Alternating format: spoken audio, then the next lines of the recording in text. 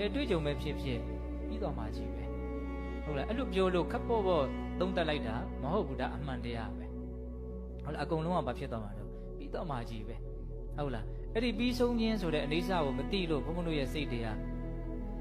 ရေးပါတဲ့အရာရောက်တယ်ထင်ပြီးတော့ပြားတွေခတ်နေနော်ဒုက္ခတွေရောက်နေတာတကယ်တမ်းကဟုတ်လားအကုန်လုံးကဘာဖြစ်သွားမှာတော့ပြီးတော့မှာပဲစင်ပြေလည်းပဲပြီးသွားတာပဲစင်မပြေလည်းပဲပြီးသွားတာကြီးပဲဟုတ်လားအကုန်လုံးကဖြစ်ခဲ့တာတွေအကုန်လုံးကပြီးခဲ့တာကြီးပဲ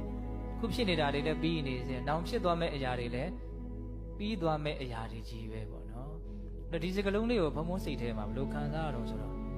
ဘယ်လိုလောကဓာတ်နဲ့ပဲတွေ့စိတ်ကိုလောဘဒေါသအစွန်းနှစ်ဖက်ကိုမရောက်အောင်အလွန်တည်ငြိမ်အောင်ထိမ့်သိမ့်နိုင်တဲ့စကလုံးပေါ့နော်ကောင်းတာနဲ့တွေ့လို့လည်းပဲလောဘအစွန်းကိုမရောက်အောင်သူထိမ့်နိုင်တယ်ကောင်းတာလည်းပြီးသွားမှာပဲဒီလောက်ကြီးတန်ဖိုးရှိလာတယ်မဟုတ်ဘူးနော်မကောင်းတာလည်းပြီးသွားမှာပဲလို့စဉ်းစားလိုက်တဲ့ခါကျဒီလောက်ကြီးစိတ်ပြည့်စရာမဟုတ်ဘူးလို့ဟောအဲ့လိုမျိုးအစွန်းနှစ်ဖက်ကိုမရောက်အောင်ထိမ့်ညှိပေးနိုင်တဲ့အစွမ်းရှိတယ်နော်ကောင်းတာကိုလည်းသိအထင်ကြီးစရာကြီးမဟုတ်ဘူးလို့သူကပြောရရောက်တယ်မကောင်းတာကလည်းသိကြောက်စရာမဟုတ်ဘူးလို့ပြောရရောက်တယ်သဘောပေါက်လားမသိဘူးအဲ့ဒါနောက်ဆုံးပြောချင်တာကတော့တွေ့ကြုံလာတဲ့လောကဓာတ်တရားတွေနဲ့ပတ်သက်လာရင်